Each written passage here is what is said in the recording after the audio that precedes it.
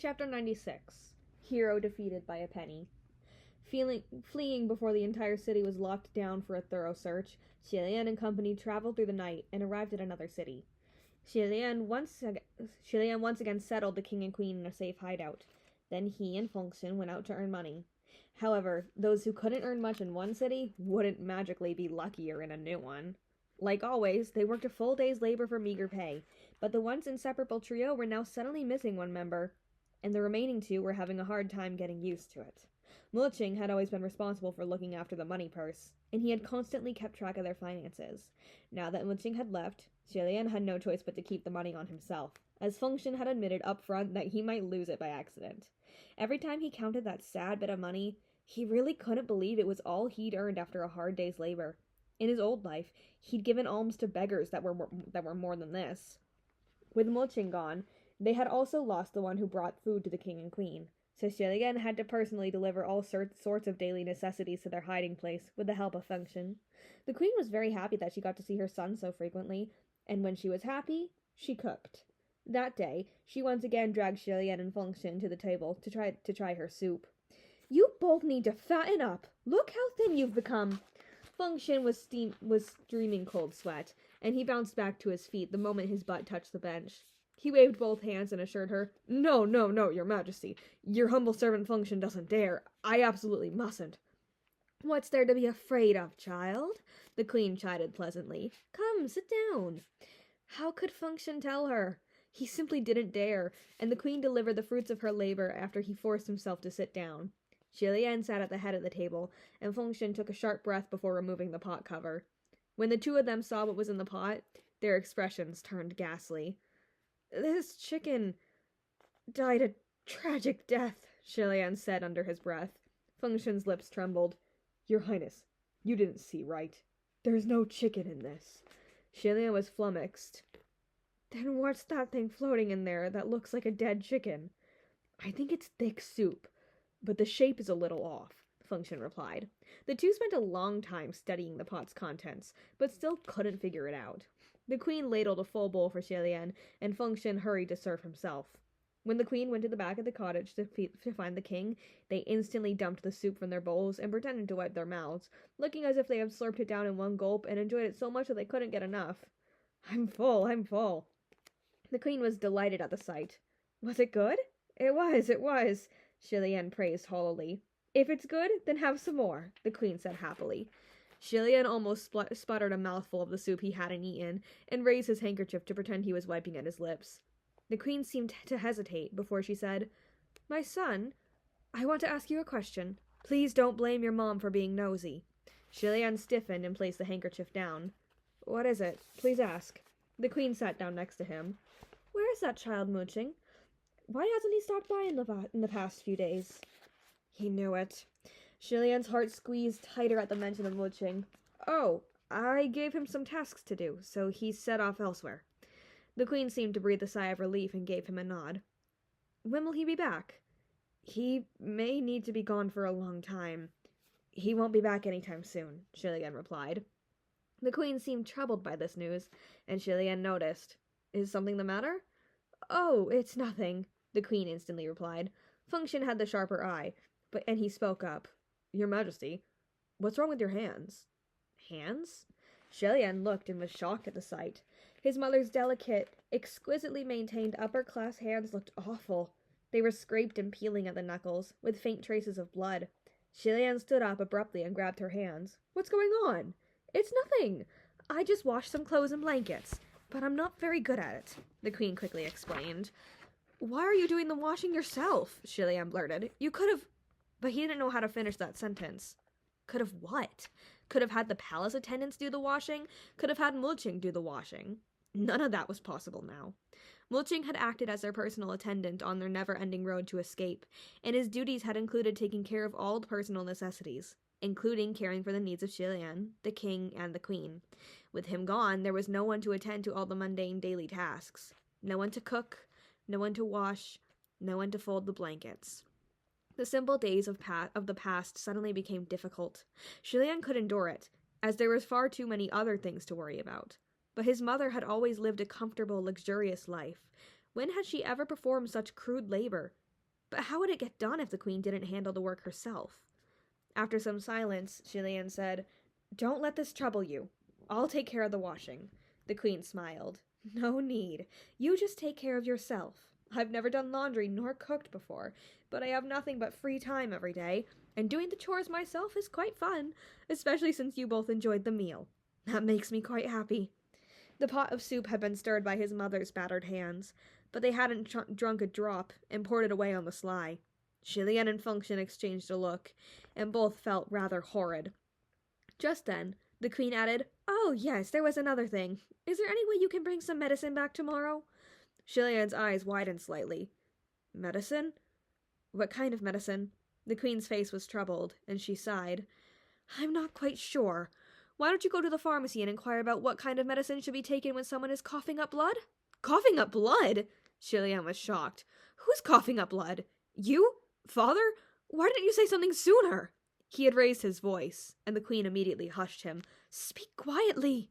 However, it was too late. An outraged voice came from the back of the cottage. "I told you not to run your mouth!" It was the king. Now that he had already overheard them, the queen didn't worry about hushing anymore, and called out toward the back room, "It won't do if this keeps up." Shilian walked straight into the back room, and saw the king huddled on a bed of ragged blankets. He hadn't seen his father closely in a while, and observing now, he looked quite ill. His cheeks were sunken, and the ghastly gloom of the room made him appear even more sickly. He had no royal aura at all. He was nothing more than a defeated, scruffy old man. Shilian didn't even need to check his pulse to know that he must have been ill for some time now, and that it was serious. The suffocating, musty air of sickness permeated the entire room. Recalling that the queen had said one of his symptoms was coughing up blood, he raised his voice in distress. "What's going on here?" The king steeled his expression. "What's with that tone?" The queen and Function entered the room as well. "Who cares what tone I'm using? Why didn't you say something sooner if you're sick?" Shilian admonished. "Are you lecturing your king?" he angrily replied. "What your king does and does not say at any given time is not for you to dictate." He was still carrying on with that tough posturing, even now. Shilian was in disbelief. "You're unbelievable! Are you still throwing your title's weight around at a time like this?" The king was outraged. "Get the hell out! Now!" The queen and Function immediately dragged Shilian out of the room, and the queen begged, "My son, don't be like this. He's your father, and he's ill. Take a step back." First on the run, and now there was an illness to manage. It was like adding ice to snow. Shilian buried his face in his hands. "Mother, why didn't either of you say anything sooner? If you had, the illness wouldn't have progressed to coughing up blood. Do you know how hard that is to cure?" In their current situation, it was impossible. The queen's reply was both dismayed and aggrieved. We didn't know that it'd worsen like this." "Yeah. Besides, we've been dodging Young An pursuit this entire way. There was no time to stop," Function added. Shilian pulled his face from his hands. "I'll take him to a doctor in the city right now." "No need!" the king shouted from within the room. Shilian looked back and was just about to rebuke him with, "I'm the one who makes the decisions right now." But Function responded first. "Your Highness, you'll be noticed for sure if you take His Majesty to a doctor in the city." Shilian instantly froze. The king spoke up. Nope, the queen spoke up. That's what we were afraid of, which is why we didn't say anything over the past few days. My son, why don't you just think of a way to bring back some medicine?" The king started coughing violently again, and the queen went into the back room to look after him. Shilian was dazed for a good moment. Then he turned and went into another room. "Your Highness, what will you do?" Function called out. Shilian didn't answer, just started rummaging through all the shelves and chests in the cottage. "What are you looking for?" Function asked. Shilian didn't respond. A moment later, he dug out something from the bottom of a chest. An ancient sword. When he saw what Shilian had retrieved, Function asked, "What are you doing with Hongjing?" Shilian was quiet for a long moment before he replied, "I'm going to pawn it." "You can't!" Function cried in shock. Shilian slammed the chest shut heavily. "I've already pawned so many swords. This is just one more." By this point, he had pawned over half of his beloved sword collection to make enough money for the carriages and the bribes at checkpoints they'd needed for their journey. And since they couldn't go inside the large, bustling pawn shops, they'd sometimes wind up blackmailed by shady merchants who had determined their identities, and they were forced to sell at a painful bargain. "It's not the same," Function exclaimed. "Don't you really like that sword? Otherwise, why wouldn't you have pawned it already instead of stuffing it in the bottom of a chest? And the Emperor gave it to you. It won't sound good if word gets out." "No matter how much I like it, it's still not as important as a life," Shilian said wearily. "Let's just go." The two made their way to the city with the sword, both looking downtrodden. When they arrived at the pawn shop, Shilian stopped and glanced at Hongjing in his hands. Function peered at him. "Why don't we forget about pawning it? Let's try to think of another way." Shilian shook his head. "It's too late. Besides, we don't know if there is any other way that will get us enough money. No mortal would be a match for them if they stole, snatched, or employed other such trickery, and money would pour in much faster. But things were so difficult precisely because they had to uphold their moral compasses and adhere to the ethics of morals, earning their money honestly." Having made up his mind, Shilian said, "This has to be pawned. Once it's done, we'll go buy medicine." Despite his words, his feet still didn't move. Function knew he was reluctant to let go. This was Shilian's last sword. So he said, "Let's look around some more." Suddenly, a clamor erupted on one end of the street. There was shouting and yelling. Someone cried out, "Who's causing trouble? The audacity! Catch him! Catch him!" The two were both startled, and Shilian instantly ducked to the side of the road in alarm. "Who?" Function cautiously went over to check, returning only after he was sure of their safety. "It's nothing, don't worry. It has nothing to do with us. It's not Yong'an soldiers or anyone else who's looking for us." Only then Shilian's tension eased. "What's going on?" "I'm not sure," Function said. "It looks like a fight between some irate servants. Wanna go see?" "Let's go," Shilian said. "Hopefully it's not some local tyrant." The two went over to watch. They saw two men brawling at the center of a crowd of onlookers, and the audience was cheering. Function tapped the shoulder of a passerby who was enjoying the show. "Hey, buddy, what's going on here?" The passerby chuckled. "You don't know? This is too exciting! The servant is beating the master!" "What an affair!" Shilian was speechless. "How come? And why the cheering?" "Of course we're gonna cheer," the passerby said. "That master is no good. His servant followed him since he was young and was very loyal, but the master only knew how to exploit him. He paid him badly and worked him to the bone, pushing him around all day. The servant couldn't take it anymore, and so, you see, now they're fighting." Sure enough, the one throwing all the punches was cursing as he did, yelling accusations and declarations alike. "I've had it with you for ages. Why don't you think about what you're really giving me? My family's so poor that we can barely eat, but you still lord over me, acting all high and mighty. From today onward, I ain't your dog no more." The master was hugging his head and screaming as he was beaten, all while the crowd cheered. Their shouts made Shilian's heart lurch in waves, and chills shook down his body. He unconsciously stole a glance at Function. Function didn't notice his strange behavior at all, and when he heard those terrible deeds, he commented offhandedly, "I see. Then that master really is no good. No wonder the serpent is rebelling." He didn't mean anything by it, but Shilian's heart dropped, and he gripped Hongjing tighter. After much headache, Hongjing was pawned, and the two finally had money. They immediately went to find a doctor and purchased dozens of different medicinal herbs to take back. Medicinal herbs used to treat illnesses that made one cough up blood were expensive and needed to be bought in large quantities. It wasn't a matter of 1 or 2 doses over a couple of days, and they would need to keep a close watch on how his father responded to the treatment. That evening, Function unwrapped a few packets of herbs and started boiling down the medicine outside the cottage, fanning wildly at the flames with a torn cat-tailed leaf fan. As for Shilian, he was once again rummaging through the shelves and chests all over the house. After a while, he finally fumbled out a soft, shimmering golden belt. Shilian originally had several golden belts, but they had met the same end as the swords, all pawned off aside from this last one. Shilian had wanted to keep it as a souvenir, but today he decided to use it for something else. Function happened to look up at him just then. "Your Highness, what are you doing with that belt? You're not thinking of pawning it too, are you?" Shilian walked over and handed the golden belt to him. Function's eyes bulged with bewilderment. "What are you doing giving this to me? Your Highness, did you accidentally lock your brain inside when you shut the chest just now?" Shilian was briefly speechless, until he remembered that a gift of a golden belt had a special meaning in the upper court, and his expression instantly darkened. "You're overthinking it. I don't mean it that way at all. Just take it like it's ordinary gold. He shoved it on him, and Function glared back, shimmering golden belt draped around his shoulders. No, you still gotta tell me why you're stuffing me with gold out of nowhere. Just take it as long overdue pay, Shilian said. Function was confused. No, but what's with you all of a sudden? Why are you talking about pay at a time like this? You'd be better off pawning this to buy more medicine for His Majesty. Or it's fine if you don't pawn it. Keep it for yourself. That belt is something only a heavenly official can own. At the mention of medicine, Shilian looked back toward the cottage where the king and queen were resting. I can think of other ways to get the medicine, he replied, so just take it. Shilian was determined to give, and Function couldn't understand why. Although he was confused, he also found it kind of funny for some reason. He shrugged, then picked up the ragged fan and continued to fan the flames to boil down the medicine solution.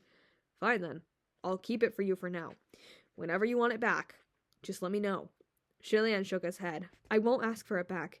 You can do with it as you will. Their pockets were a little fuller after pawning Hongjing, and they finally managed to have a few good meals. Since the queen's skills were so shocking, Shilian stated that he would take over the chore of cooking and politely asked his mother to look after his father and absolutely not enter the kitchen. Shilian didn't have much experience, but it was as the saying went. Even if he'd never eaten pig trotters, he'd seen pigs walk. His creations were mostly edible, so the party was saved from further dietary issues. After he fought with the king that day, Shilian regretted what he'd said, but he couldn't swallow his pride. Instead, he silently did his utmost to care for him. A patient who was coughing up blood couldn't be allowed to suffer any cold, so he got more blankets and small heaters for him. The Yong'an soldiers were cracking down hard in their attempts to catch the escaped Xianle royalty, and soon this city also heightened its security. They had finally settled in, but now they had to leave again. Shilian had already lost count of how many cities he had passed while on the run with his parents in tow, and, to be honest, everything he'd seen on the road was much more peaceful than he'd initially imagined. The only city that had met a tragic fate was the royal capital of Xianle. Nowhere else seemed to have been affected that severely. After all, the king, the crown prince, the royal capital, the nobility, all were extremely remote concepts to regular civilians. The change in ruler didn't seem like it made much difference, especially since the new king wasn't a tyrant and hadn't passed any particularly strict decrees after he ascended the throne. There were no further laments, and the matter was simply a new topic for lively after-dinner conversation. I worked this plot of land when the king was named Xie. I still work the same plot of land now that the king is named Lang. Shilian heard someone say, and they weren't wrong, but strangely, everyone's feelings were oddly unified when it came to the storied crown prince, who went from invincible to losing every battle. It was as though they'd suddenly become hardcore Xianle patriots whenever his name was mentioned. This puzzled him and also made him resentful. However, he really didn't have much energy to worry about these things anymore. The money they had made from pawning Hongjing only lasted a few short months. An illness that made one cough blood was already difficult to cure. And on top of that, the king was depressed. He needed a large amount of medication just to maintain passable health, and his condition would no doubt worsen considerably if the supply were cut off. Shilian had nothing left to pawn, and today, he thought and thought as they loitered on the streets before finally turning to Function. Why don't we give it a try? Function peered at him. I guess we could give it a try. It wasn't the first time the two had hesitantly suggested they give it a try, but they hadn't ever actually done it before now. Besides, the king had once overheard them while they were discussing the topic, and had flown into a rage and thrown a huge fit.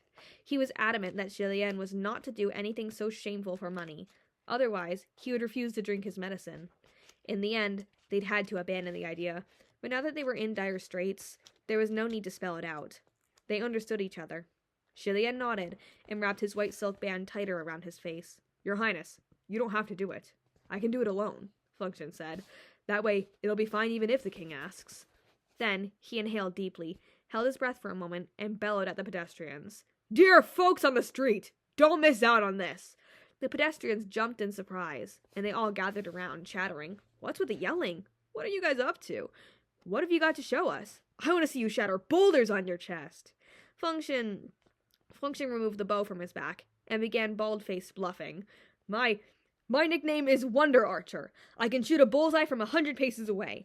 I will show off my embarrassing skill for everyone to see. If you enjoy the show, please grant me some coins. Wonder Archer, embarrassing skill, those are phrases he had picked up from watching street performers. But they had kept saying they would never busk. They had long been observing how the others did it without realizing. "Stop wasting your breath. Just get on with it," hollered the crowd. "We've been waiting. Hurry up." Function knocked an arrow against his bow and pointed at an idle man in the crowd who was munching on fruit. "Will this uncle please step out? Place that apple on your head and I will shoot it perfectly from 300 paces away." The idler shrank his neck back and withdrew into the crowd. "I'm not doing it." "I won't hit you, don't worry," Function exclaimed. "If I shoot you by accident, I'll compensate you." "I'm no fool. If you shoot me by accident, it won't matter how much you paid me," the idler yelled back. "Since you're out here to perform, don't you got your own equipment or something? Shouldn't you be shooting at the one next to you?" The crowd all chimed in. "Yeah, let me," Shilian also said. Someone from the crowd tossed over a fruit, and Shilian caught it, ready to balance it on his head.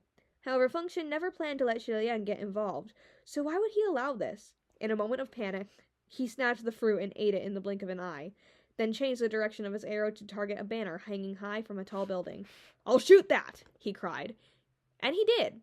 He was an extremely skilled archer, so of course he hit the target, and the audience cheered and laughed. "Well, dang, you do got it!"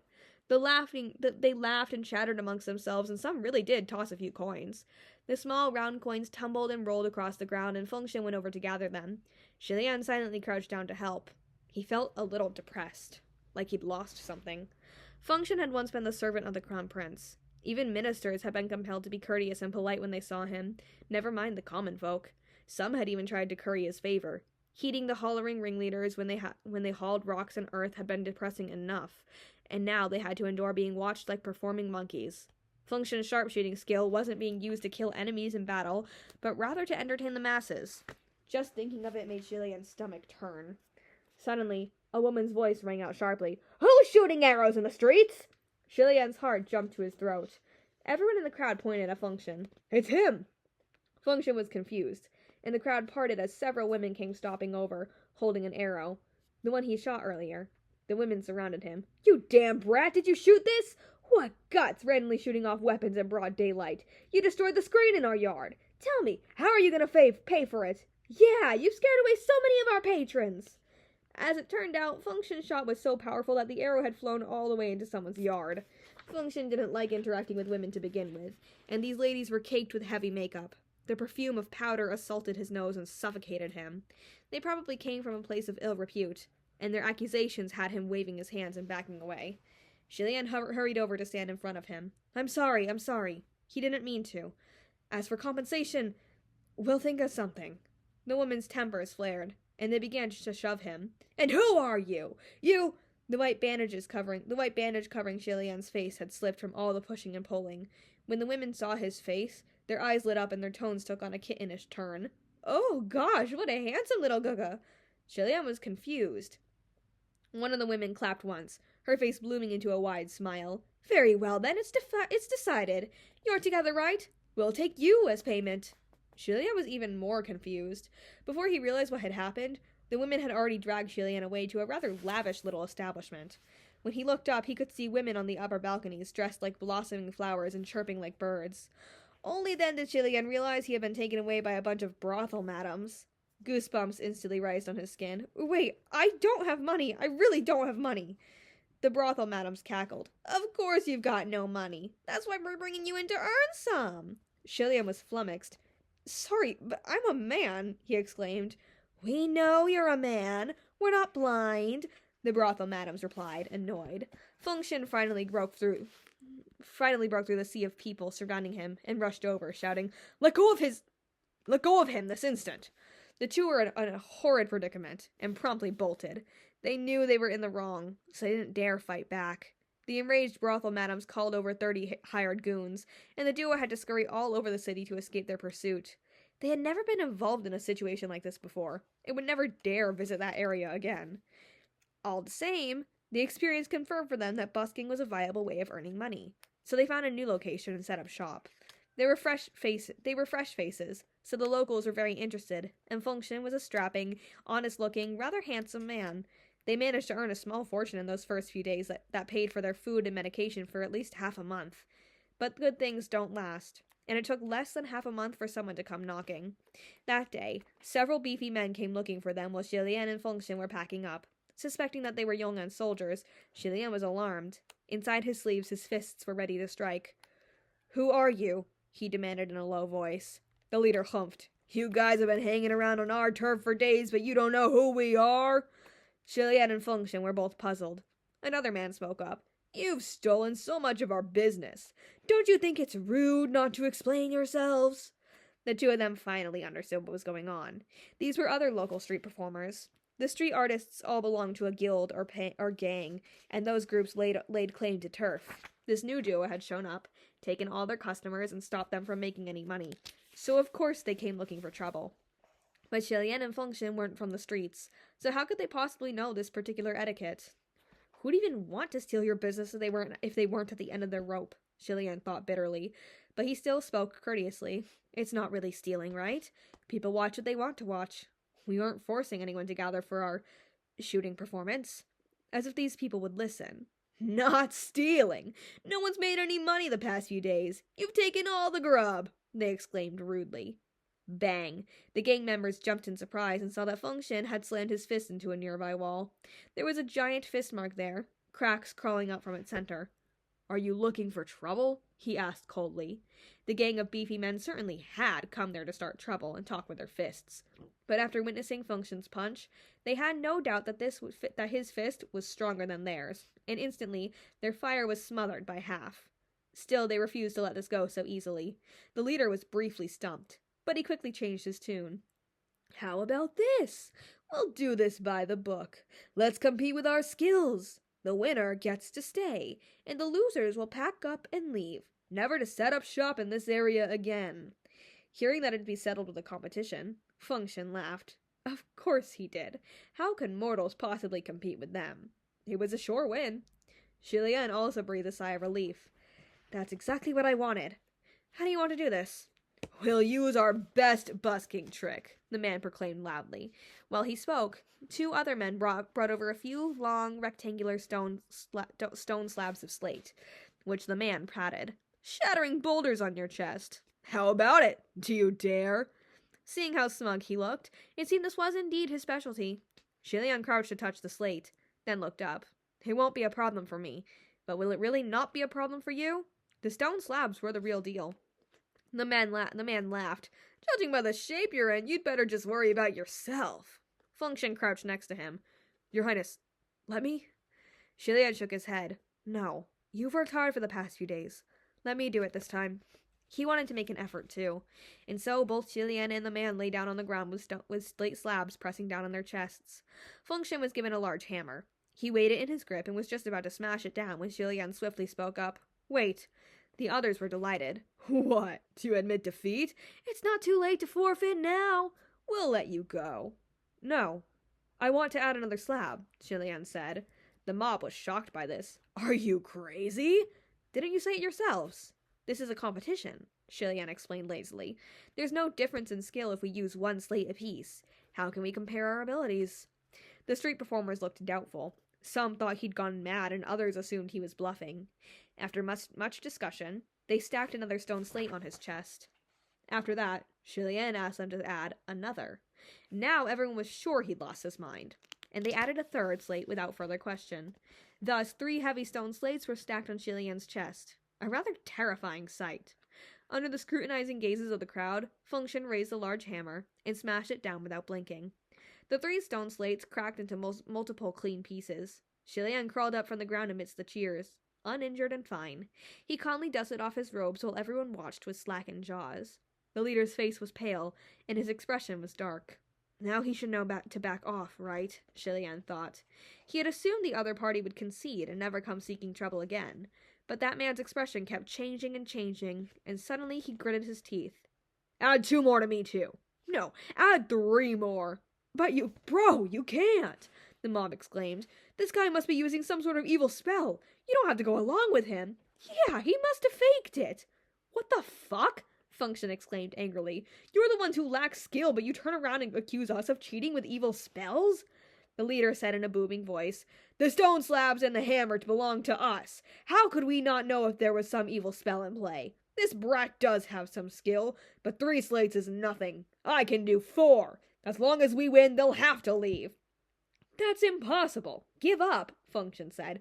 Don't throw your life away over this. But the man was bullheaded and forced the others to stack 4 staggeringly heavy stone slates on his chest. You just watch. Shilian could tell things were going awry. Function, should we stop this? There's no way a mortal can manage 4 slates, he whispered. Let's watch, I guess. I'm sure he's not looking to die. After a couple smashes, he should know to back off, Function whispered back. Shilian frowned slightly and nodded, deciding to wait and see. Sure enough, the man's face changed the moment the lackey who wielded the hammer gave a single apprehensive knock. The lackey immediately stopped, not daring to move again. But the man yelled, Harder! Did you forget to eat? Why is your smash so pathetic? The lackey didn't dare to be sloppy on the second go, and he used all his strength. Bang! With that loud sound, the man's face turned bright red like he was holding back a large mouthful of blood. This didn't look good, and Shilian and Function quickly called out, Wait! Don't force yourself! Who's forcing himself? This is my specialty, the man yelled. Just watch. I'll make you admit your defeat. Continue! With a distraught expression, the lackey smashed again. Now he'd done it. The man spluttered blood all over the ground, scaring the lackey into dropping the hammer. The mob rushed up. Let it go, bro! If these 2 bastards want to cling to this place, then let them! Your life is more important! Veins popped on the man's forehead and blood formed on his mouth. I won't let this go. It's been days since we've had a bite to eat. It's our livelihood's gone if this keeps up. Continue. I refuse to believe I can't compete with that delicate-looking little brat. This is my specialty. Shilian couldn't watch anymore and spoke up. That's enough. If that's how it is, then I concede defeat. Starting tomorrow, we won't come here anymore. Come on, Function. Then he turned to leave, and Function followed him. Behind them, the mob cheered. Your Highness, are we going to give them this place just like that? They had finally found a way to earn money, but now they had to abandon it. Shilian sighed. There's no other way. He's already suffered massive internal injuries from just a few rounds. I fear he's nearly crippled. Someone was going to die if we kept the competition going, and we wouldn't have been able to stay if that happened either. Function scratched his head and cursed. Suicidal, honestly. We're all trying to make a living, Shilian said simply. Shilian felt rather guilty. Had he known that the man would force himself to take on 4 slabs, he wouldn't have asked them to stack 3. He would have just admitted defeat early. Although the man was boorish and reckless, he still had some respectable qualities. Besides, we don't have to busk here. That'd be putting all our eggs in one basket, Shilian said. However, when they returned to their hiding place that night, the queen informed him with a face full of worry that the king's symptoms were worsening. He'd need a good, long rest and might not be able to endure any more moving. And that meant they couldn't leave the city for the time being. Shilian rummaged through the shelves and chests again, but couldn't find anything to pawn, so he sat next to the chest and spaced out. Function was boiling down medicine, humming as he did so. He hummed and hummed, sounding more and more off-key, and while Shilian didn't care to pay attention at first, he eventually couldn't ignore it. What's with you? In a good mood? Function looked up. Huh? No? Shilian didn't believe him. Really?